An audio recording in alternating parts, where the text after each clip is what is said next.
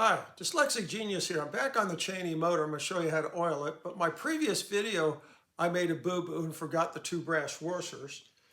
And it's still running down here. I got it running. There we go. You have a big one here on the bottom and a small one here. So don't forget to put those in. I really messed up. I do that every once in a while. Everybody does it. So let's oil a Cheney. Very easy.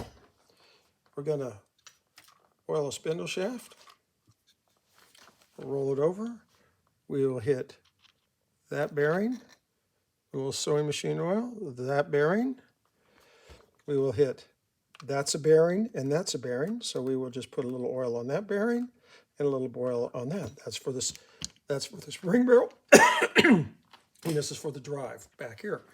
Now you just flip them over. And we have the spring barrel, the other end of this gear right here.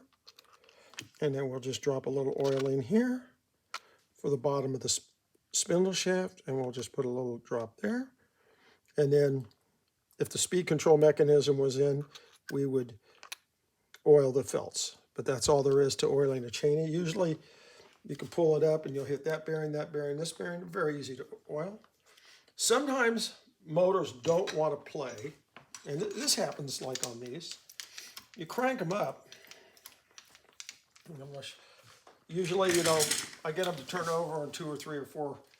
This doesn't want to do it. Oh, there we go. It started. There we go. I'm going to wind it up. And I'm going to show you something. Sometimes they need the turntable. So you turn this on, and we'll let this come up to speed.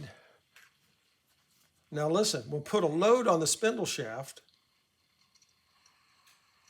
You hear it speed up? You can watch the governor. It'll fall, and now it gets a little faster right there. And then just the turntable will make it fire up. But this happens on these sometimes. But it's running very, very silently. I think Ronald will be happy with the motor. We fixed the spring. And that's my tip for the day.